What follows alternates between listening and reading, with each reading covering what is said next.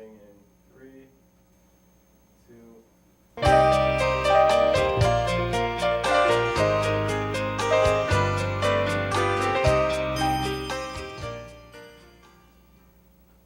This is Lois Whaley for Women Today and Yesterday. My program today has to do with several events that occurred in the month of July. I'm taping on July 30th, which is practically the very end of the month, as you know. July 30th is the birth anniversary of a famous English author, a woman, named Emily Bronte. She was born on July 30th in Yorkshire, northern England, part, where they have the desolate moors and so on, which are almost like our sagebrush country in a sense in this country. They're not wooded areas at all, not forest. She was born in 1818, Emily Bronte, and she was the middle one of three surviving sisters, each of whom became a well-known author. Her oldest sister, Charlotte, is the one who's probably the best known, and she was the one who had the longest life. There were originally 5 Bronte sisters, and the oldest 2 died quite young. Then along came Charlotte, and she wrote, in a style, probably her most famous book is in a style that was quite popular for women, especially authors, in the early 19th century, sort of, ghost stories and horror stories and that sort of thing. Although it actually is more of a love story, I think people would consider it today. I'm speaking of Charlotte Bronte's best-known novel, Jane Eyre. But Charlotte had a younger sister named Emily, and the youngest girl of all was Anne, and all 3 wrote books. But because of the prejudice against women authors, they disguised themselves initially as men, so that Charlotte Bronte wrote as Currer Bell, and her sister Anne wrote as Acton Bell, and Emily Bronte also disguised the fact that she was a woman. Emily Bronte's best-known book is Wuthering Heights, which is set in Yorkshire country and has to do with the very troubled existence of a family over the course of, perhaps 20 or 30 years, supposedly in the early days of the 19th century. But Emily wrote about several very memorable characters, especially the hero, or perhaps anti-hero, named Heathcliff, and his love for a young woman whose sister he couldn't stand, but whose family he had been brought up in.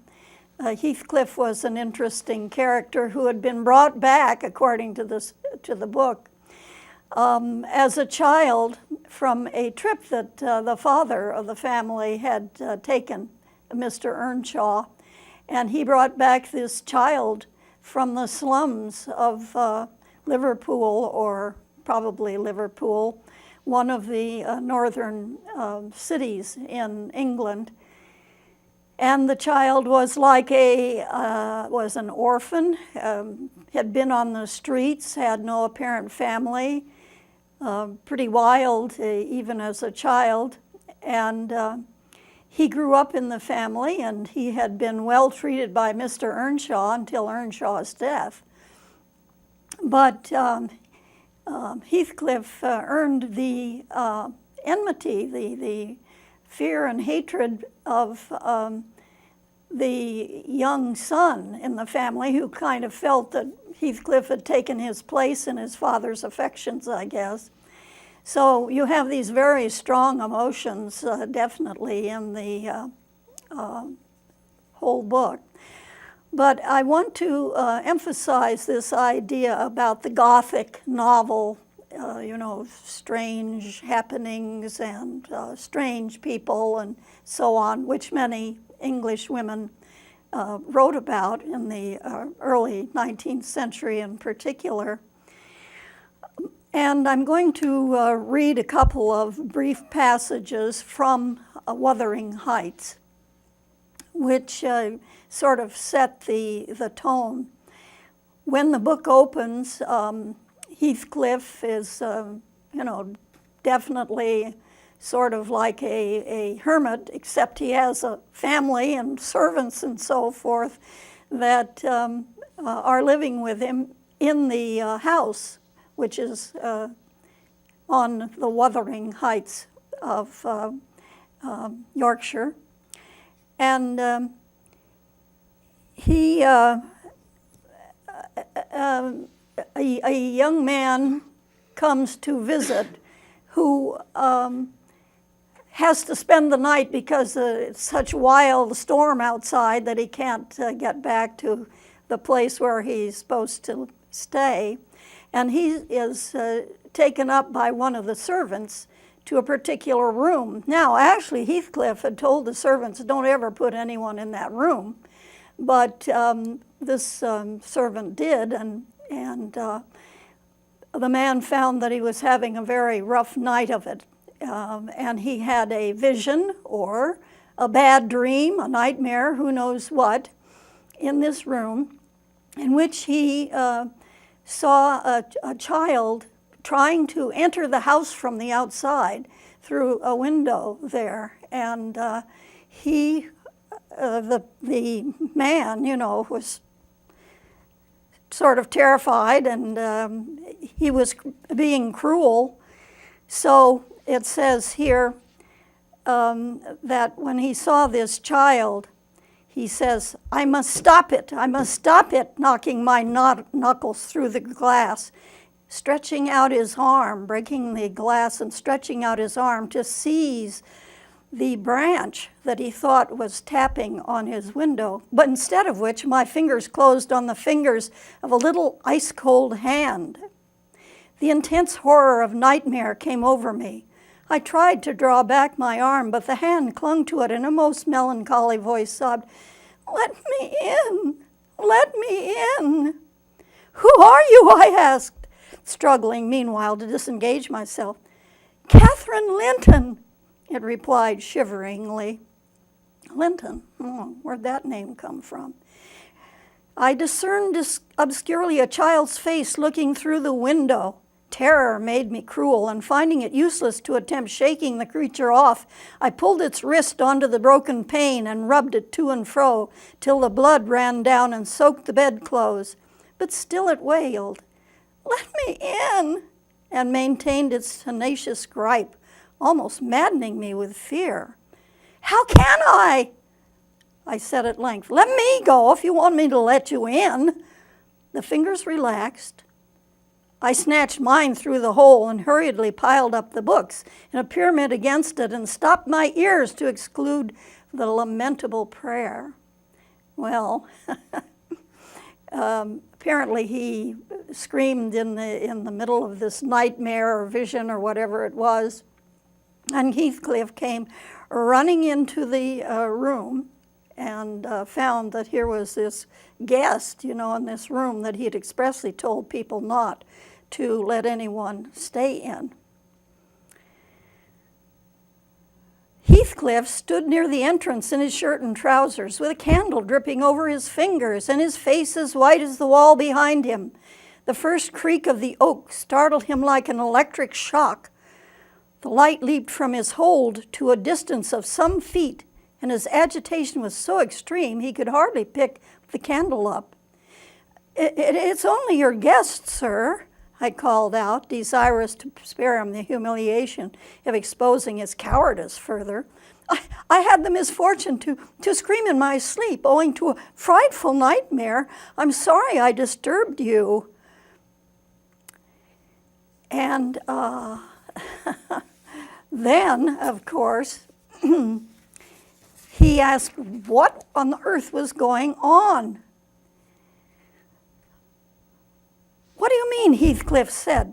Lie down and finish out the night since you are here, but for heaven's sake, don't repeat that horrid noise. Nothing could excuse it unless she were having her throat cut. If the little fiend had got in at the window, she probably would have strangled me, I returned. I'm not going to endure the persecutions of your hospitable ancestors again. She told me she'd been walking the earth these 20 years, a just punishment for her mortal transgressions, no doubt. Well, Heathcliff, terror, and hope. Someone was asking to be let in. Someone was being asked to be let in, and it was only like 3 o'clock in the afternoon. And Heathcliff said, you go on down to my room and I'll stay here in this room. And so the man went out the door, but he didn't go out the door in time to avoid hearing and seeing what Heathcliff did next. I obeyed so far as to quit the chamber when, ignorant where the narrow lobbies led, I stood still and was witness involuntarily to a piece of superstition on the part of my landlord, which belied oddly his apparent sense. Heathcliff got onto the bed, wrenched open the lattice, bursting as he pulled at it in an uncontrollable passion of tears. Come in, he sobbed. Kathy, do come. Oh, do, once more. Oh, my heart's darling, hear me this time. Catherine, at last. The specter showed a specter's ordinary caprice. It gave no sign of being, but the snow and the wind whirled wildly through, even reaching me and blowing out the light. So that's at the very beginning of Wuthering Heights. Well, then it goes into this story at some length, and finally, these years pass.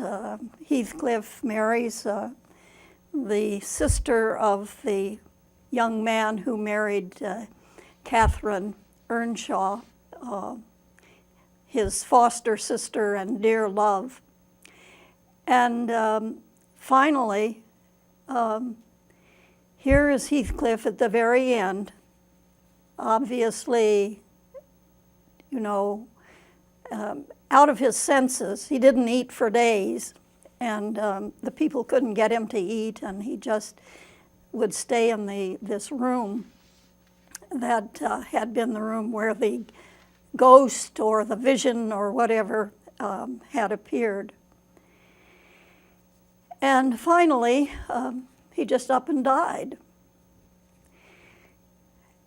So the man who's telling the story says, we buried him, to the scandal of the whole neighborhood, the way that he had wished, that is to say, right next to the grave of Catherine Earnshaw Linton, his dear lover, sister, etc., who had earlier had died many years earlier.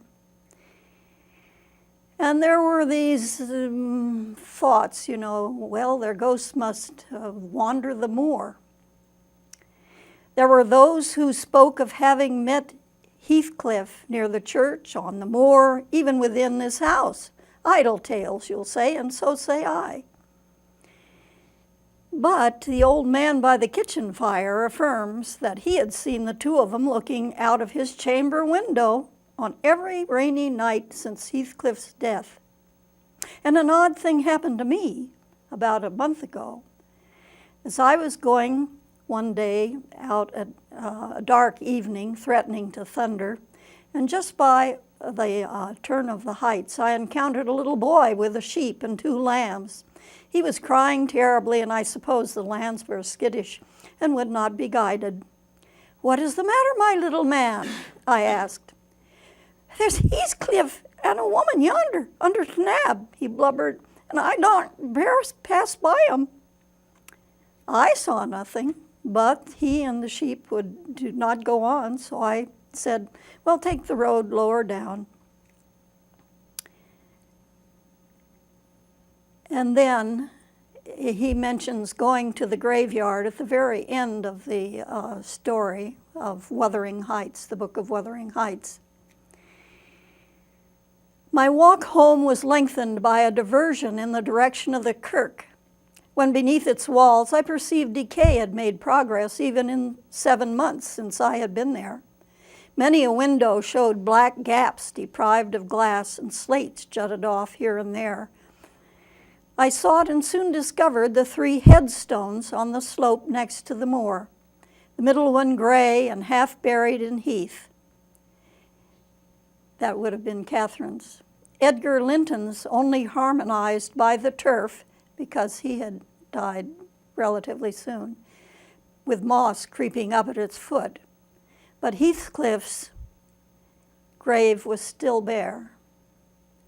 I lingered round them under that benign sky, watched the moths fluttering among the heath and harebells blooming, listened to the soft wind breathing through the grass, and wondered how anyone could ever imagine unquiet slumbers for the sleepers in that quiet earth.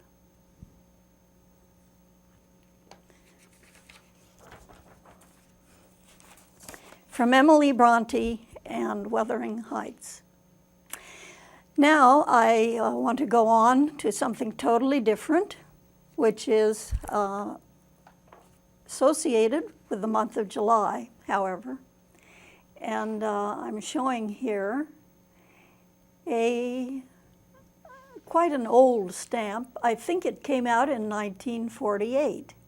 This stamp shows 3 of the heroines of the women's rights movement, the first women's rights movement. On either side here is Elizabeth Cady Stanton, and on this side, Lucretia Mott. Elizabeth Cady Stanton and Lucretia Mott were the 2 women who were most associated with calling a local convention or meeting that was held in Seneca Falls, New York on July 19th and 20th, 1848. This is considered to be the first women's rights meeting per se in the United States.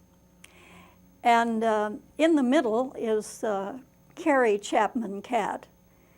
Now, both Lucretia Mott and Elizabeth Cady Stanton were long gone by the time that women's suffrage was passed in 1920. But the woman who's shown in the middle, Carrie Chapman Catt, was the last great leader of the women's rights for voting in 1920, when it finally passed the 19th Amendment to the U.S. Constitution, which permitted women to vote throughout the United States. By that time, 13 individual states had already passed women's suffrage, as it's called, voting, the right to vote.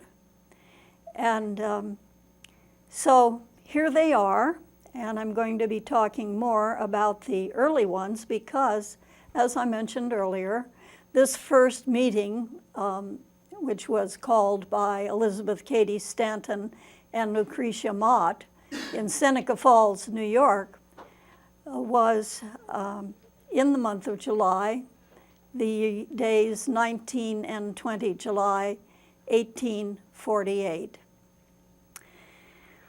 Well, today we have there in Seneca Falls a women's I'll put that just sort of in the middle there so that you can see the pamphlet.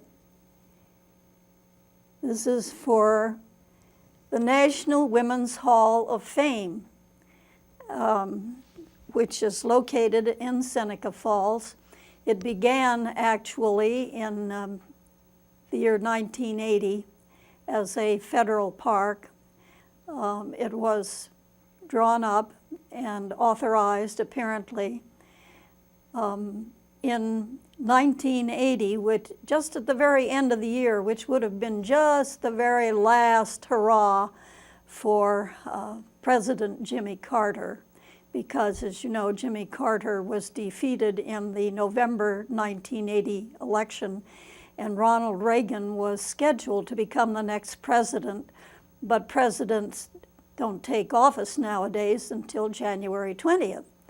So the National Women's Hall of Fame was set up during the closing days of President Jimmy Carter's tenure as president.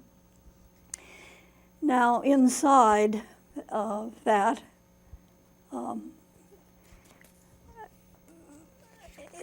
pamphlet, there are a list of all these names of famous women who have been inducted into the National Women's Hall of Fame. Every 2 years they have an induction ceremony, and they do invite people to make suggestions of new women to be inducted into the Hall of Fame. And in 2005, which is a long time ago, but not really that long, it's only 9 years ago, I actually went myself to the induction at the Women's Hall of Fame in Seneca Falls because I wanted to be present at the induction of 3 American women that I knew of, and one of whom I had known pretty well when she was a little girl, actually, because it was in 2005 that Maya Lin, the artist and architect and famous author of the Vietnam Veterans Memorial in Washington, D.C., and the Civil Rights Memorial in Montgomery, Alabama. That was the year that Maya Lin was inducted into the National Women's Hall of Fame. And of course, Maya Lin grew up here in Athens, Ohio. She was a member of my son, Richard William, i.e. Dick Whaley's class all through school. And they both graduated as high school seniors in 1977. And then 2 years later, 3 years later, I guess maybe it was, that Maya Lin won the national competition for designing the Vietnam Veterans Memorial. And people were astounded to discover that she was a college student at Yale University of only 20 years old who was of Chinese ancestry, although of course she was born here in the United States. So she's one of the members of the National Women's Hall of Fame. That same year, in 2005, 2 other women were inducted that were people that I knew, at least knew of, you may say. One being Hillary Clinton, the former First Lady and wife of President William Jefferson Clinton. And then at that time, she was a sitting senator from New York State in 2005. She was inducted, and it was quite a large audience, I think in part because there were a lot of people there who wanted to see not only Mrs. Clinton, but also the former president, because there were a lot of people very excited about seeing them there. The third woman who was inducted into the National Women's Hall of Fame in 2005, who was someone that I was quite interested in was an Ohioan.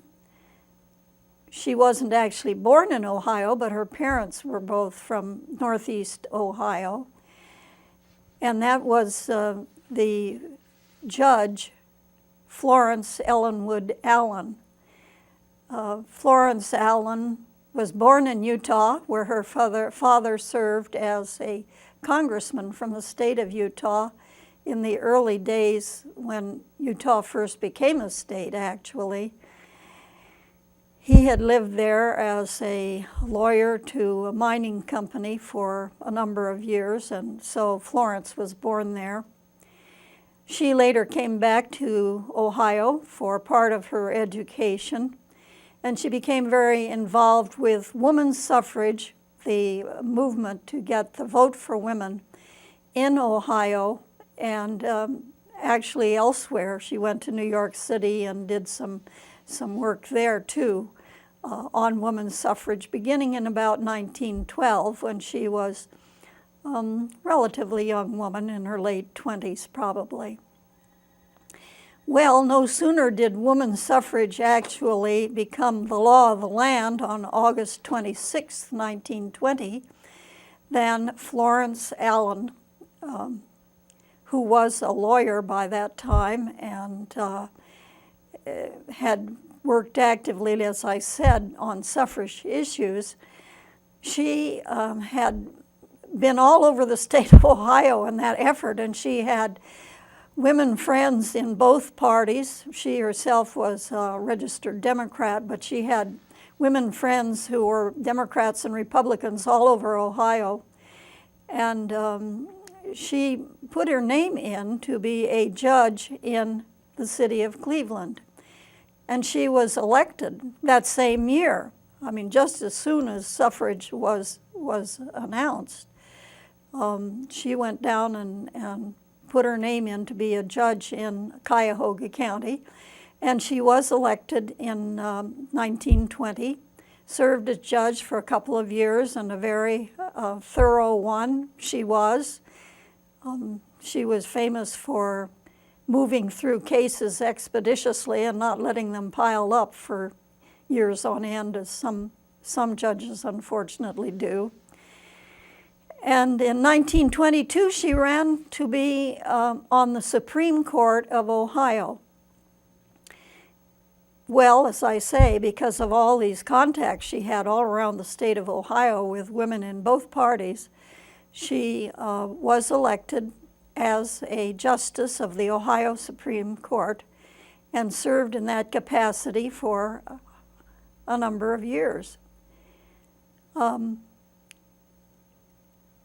finally, in 1934, she was nominated by President Franklin D. Roosevelt to be a federal judge on the appeals court, which includes the state of Ohio and Kentucky, I believe, and I'm not sure what the other state is, but she served on that until she was ready to retire.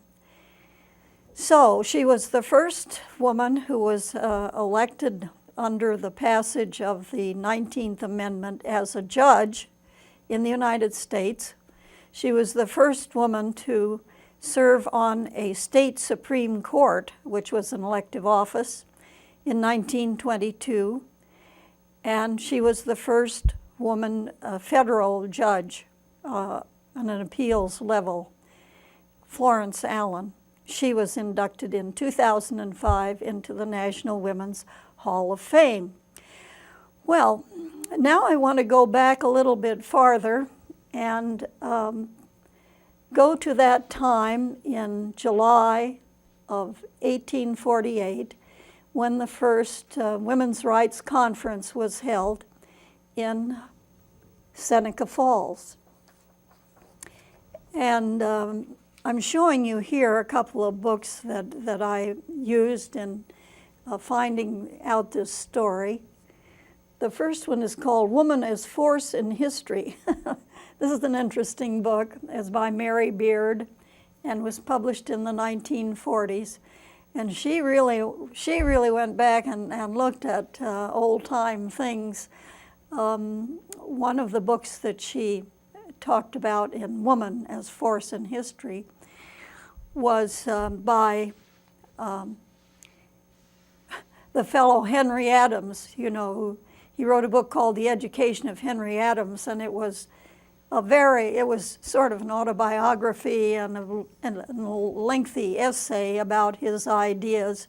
He was a member of the famous Adam family. He was, I believe, a great-grandson of the woman who said, "Remember the ladies," namely Abigail Adams, who gave that admonition to her husband John when he was helping to draw the Declaration of Independence. You know, John Adams was one of three, including Benjamin Franklin and Thomas Jefferson, who wrote the Declaration of Independence in 1776. Well, Henry Adams wrote a book called Mont Saint-Michel and Chartres about France, actually, and two locations in France, very different locations. One, a fortress called Mont Saint-Michel, which is on the coast of France, on an island just off the coast of France. It becomes an island when the tide comes in, and when the tide goes out, you can walk to Mont Saint-Michel. But the mountain for Saint Michael is what it is, and it's quite a fortress. But warfare being mostly up to the men, Henry Adams also wrote about Chartres, which is a cathedral in France. And you will recall that my daughter Alice was a guest on this program recently. She and I took a trip. This was when we were returning to Spain in 1978. She was a high school age youngster in those days, and she and I were in Paris for a couple of days, and I wanted to go to Mont Saint-Michel because I'd always hoped that I would someday actually see this place, which formed the title of a well-known American book, not by a woman, but by Thomas Wolfe, called Look Homeward, Angel, because that's really referring to the St. Michael and St. Michael's Mount and so on. It was drawn from a poem written by John Milton, you know, centuries ago. Anyway, after reading Mont Saint-Michel and Chartres, I had hoped to go there and took my daughter with me. However, as it turned out, we were the last people in line, the first people who did not get a place to stay for the night in the nearest town to Mont Saint-Michel, which is a difficult place to get to. And you have to take a bus, which only goes once a day, or did certainly in 1978.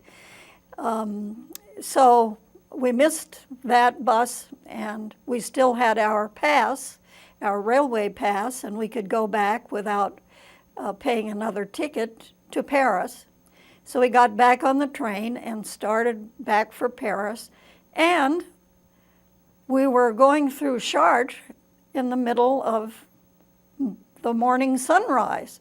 So I said to my daughter, well, let's jump off the train and we'll go and see the Chartres Cathedral, because that's the other part of the book that Henry Adams wrote that I read as a college student, actually, at Stanford. And Mary Beard, in this Woman as Force in History, takes up, as I said, Henry Adams and his interest in, he's contrasting the sort of the masculine warrior territory of Mont Saint-Michel with the more feminine Cathedral to the Virgin that is in Chartres, which is just a tiny little town between the coast of France and Paris, and where we went, and which has beautiful stained glass windows from the 14th century, I believe, of a marvelous blue. During the World Wars, the windows were taken down for fear that they would be bombed either by accident or on purpose by the Germans or the Americans. And they had been, of course, put back up by 1978, and so we saw Chartres and the Cathedral to the Virgin in Chartres. And the contrast which Henry Adams drew between the warrior-like war men in general and the more feminine, interested in family and peace, for which women are noted, although goodness knows there are plenty of women who can be pretty warlike or aggressive or determined or whatever in ways which one sometimes associates more with men. Now, the next book that I'm showing that is called A Century of Struggle, and it again dates from about 50 years ago. But it's written by Eleanor Flexner, and it has to do with the history of women's suffrage in this country and the long struggle to have the vote for women, which actually began in Seneca Falls in 1848. I'm showing here a picture of a statue. This statue, it shows it. It is now in the rotunda of the National Capitol in Washington, D.C. But it was originally crafted, and it was never actually finished, as you can perhaps see from the picture. You see 3 women here, and they're sort of coming out of a big block of marble. This is a marble statue, and there's this unfinished part to it. I think that was actually done on purpose by the sculptor, who was a woman, whose name escapes me just now. But she left the statue unfinished, in part because although women had earned the right to vote or been given the right to vote in 1920, their total emancipation, whatever, was certainly not assured by the passage of the 19th Amendment, because voting, of course, is only part. Now, it's a very important part, and in fact, Elizabeth Cady Stanton, who I believe is this woman back here, and they show her as quite an elderly lady with her famous curls and rotund face, because she became quite a heavy-set person in her old age, Elizabeth Cady Stanton. And they show her with 2 other women associated with suffrage. This is Lucretia Mott, and we saw Lucretia Mott on this picture. Here's Lucretia here, and there's Elizabeth Cady Stanton back in 1848. And then the woman in the middle is the woman who became closely associated with suffrage and was, for many, many years, she and Elizabeth Cady Stanton were partners in working for women's rights and women's suffrage, and that is Susan B. Anthony. As you know, Susan B. Anthony has visited in Athens long ago, of course. It was 1878, and I believe she probably spoke right in what is today's courtroom in the City Hall, because of course that was long before there was a memorial auditorium, which was built after the First World War, where the plaques are that commemorate all the people who've spoken in famous, not all the people, but people who were quite famous, who spoke in Athens, Ohio. And in 1995, in honor of the 75th anniversary of women's suffrage, there was a movement here in Athens to get a plaque commemorating the visit of Susan B. Anthony in 1878. And that plaque is there today. If you walk by Memorial Auditorium on the inside side, you know, where all the trees and grass are, you can see the plaque to Susan B. Anthony commemorating her visit in 1878. Well, those are the three women, sometimes referred to as women in a bathtub, because it looks kind of like they're in a bathtub, but it's really the unfinished statue for women's rights. And the picture shows it in the basement of the Capitol. So, how did it get to the rotunda?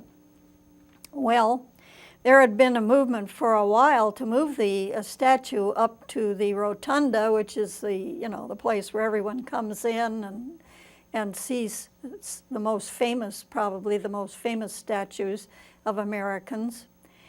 But some people said, well, for one thing, it'd be terribly hard to move because it's so big and bulky and heavy and so on, and who knows, it might even crash right through the floor if it were put in the rotunda.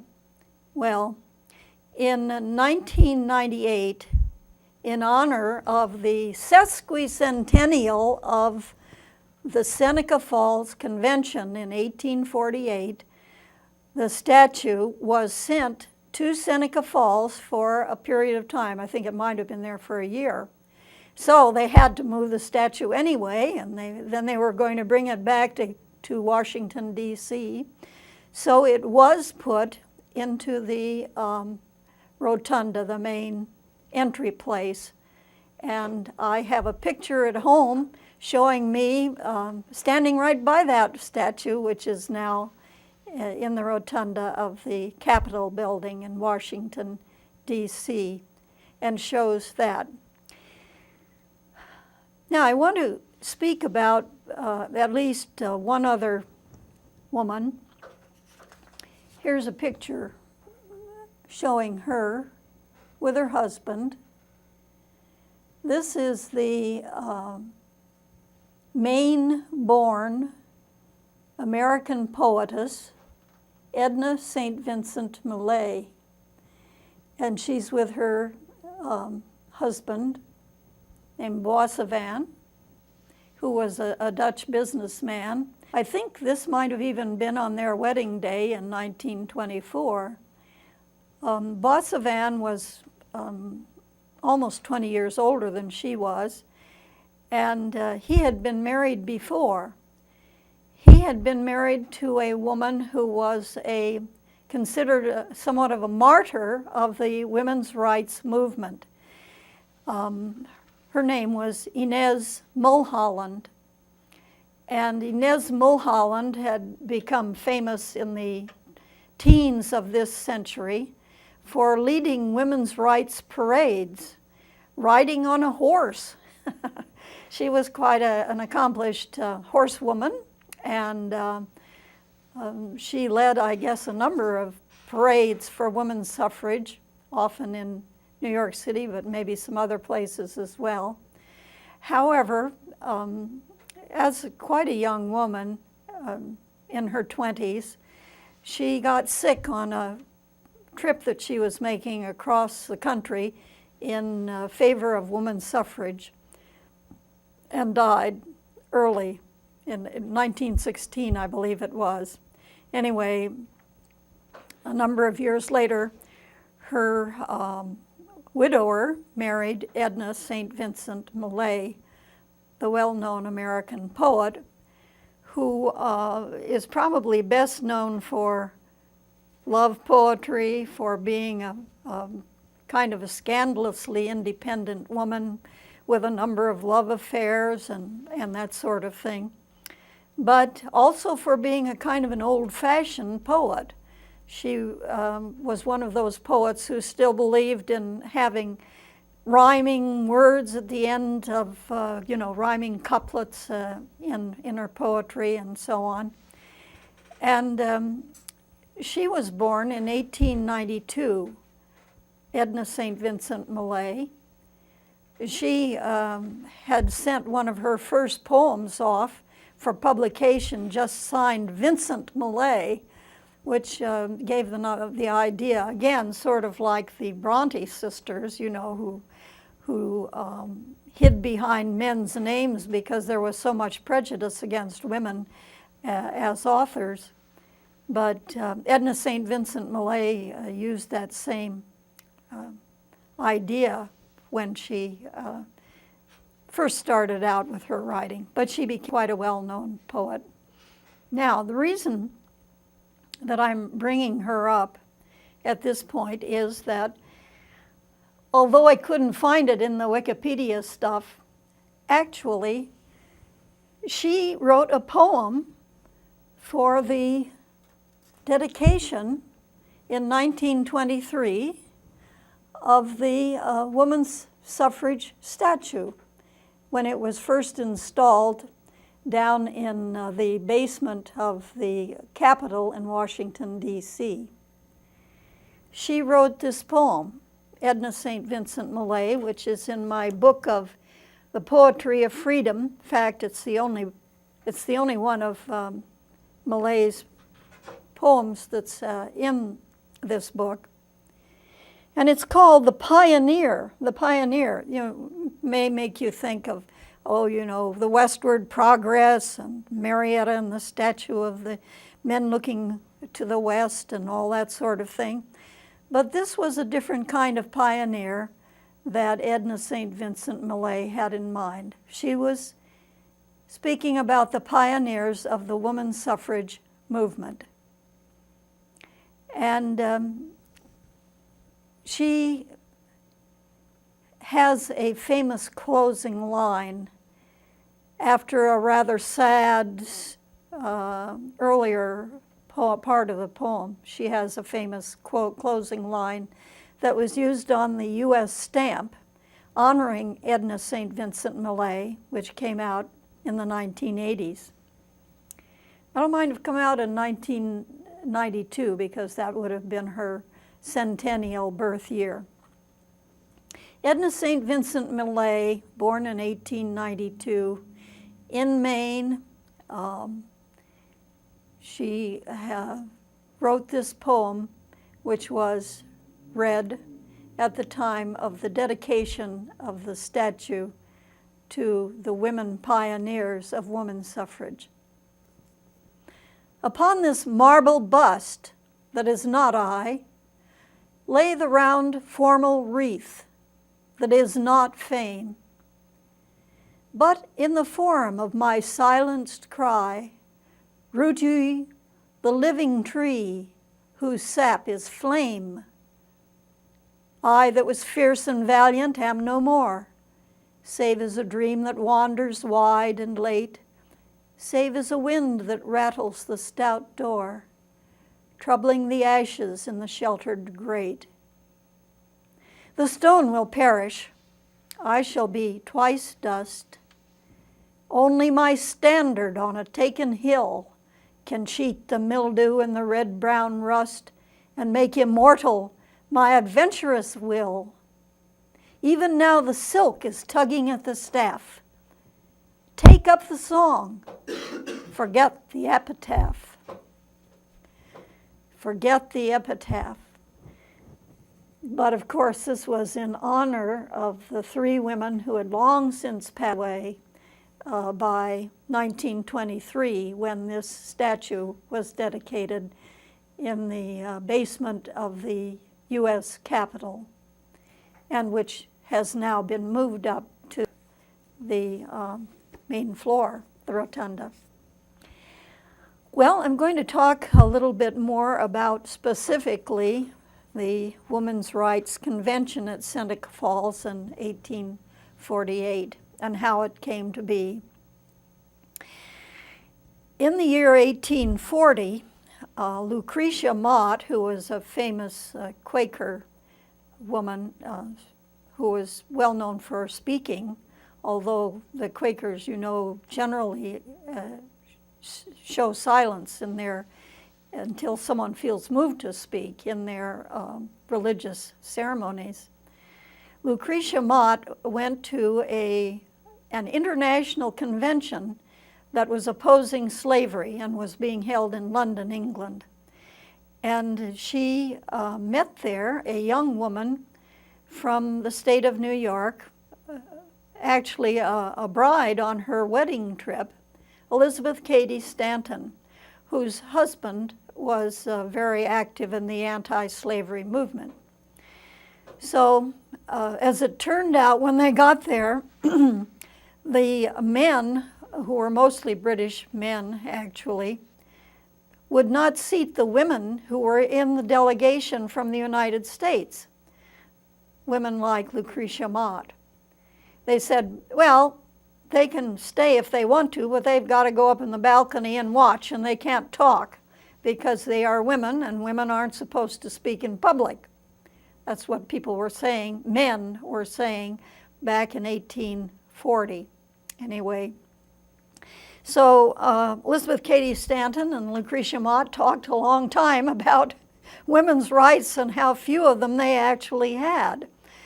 Elizabeth Cady, as a young girl, whose father was a judge in New York State, used to sit in his office and listen as women came in with their sad stories about how the men had taken their wages, which was perfectly legal in those days. If a married woman earned anything, her husband was entitled to the money, not her. And, if they'd been battered or whatever, they really had no recourse. I don't know, somewhere there was a law that a woman could be beaten by her husband as long as the stick was not any larger around than his thumb, something like that. So they said, well, we've got to do something about women's rights, but what and when? And as it turned out, 8 years later, when Elizabeth Cady Stanton was living in Seneca Falls and had 3 boisterous young fellas, all under the age of 8, Lucretia Mott came visiting nearby, and the two of them got together again and talked about women's rights, and they said, well, let's try to do something about it. And they put a little paragraph in the weekly paper saying there will be a women's rights convention in Seneca Falls on the July 19th and 20th, and women are invited to come and speak. Men can come the second day. And that was it. But as it turned out, although people thought that there would be no one show up or whatever, it turned out about 300 people showed up, most of them women, although I guess there were 40 men on the first day. But they were quite interested in this whole idea about women's rights. And Elizabeth Cady Stanton presented a declaration of sentiments based upon the U.S. Declaration of Independence. But she changed the words kind of, okay? One of the things she said was that all men and women are created equal, endowed by their creators with certain inalienable rights, among these life, liberty, and the pursuit of happiness. And then she went on to list 18 ways in which men had been mistreating women for a long time. Well, her husband was quite a liberal gentleman in general, but he went out of town when she said she was going to also propose that women get the right to vote, because he wouldn't go that far. So he left town and wasn't at this initial meeting, which, as I said, had 300 people absolutely packing the little Wesleyan church in Seneca Falls. And when the Declaration of Sentiments was read and voted on, there were efforts to take out the idea of women voting. However, The idea was championed by Frederick Douglass, the well-known black abolitionist leader who lived in nearby Rochester, New York, and had come to the meeting. He was the only black at that meeting, apparently. But he gave a great speech in which he said that women should have the right to vote, as well as all Negroes being freed from slavery, and he swayed the company to his idea. 100 people wound up signing that Declaration of Sentiments, and that was the beginning of the women's rights movement as an organized movement in the United States in 1848, a long, long time ago now. And you know, it was 72 years before the passage of the 19th Amendment, which in 1920, which permitted women to vote nationwide. 72 years, and there was only one person still living who'd been a 19-year-old back in 1848 who lived long enough to vote in 1920. 72 years. Well, maybe we'll say something more later on in August when Women's Equality Day comes up, which is the day that celebrates the passage of the 19th Amendment and its adoption in the Constitution on August 26, 1920. In the meantime, I'd like to remind you, you see these books that I have here, I would like to remind you of the importance of books and libraries to our,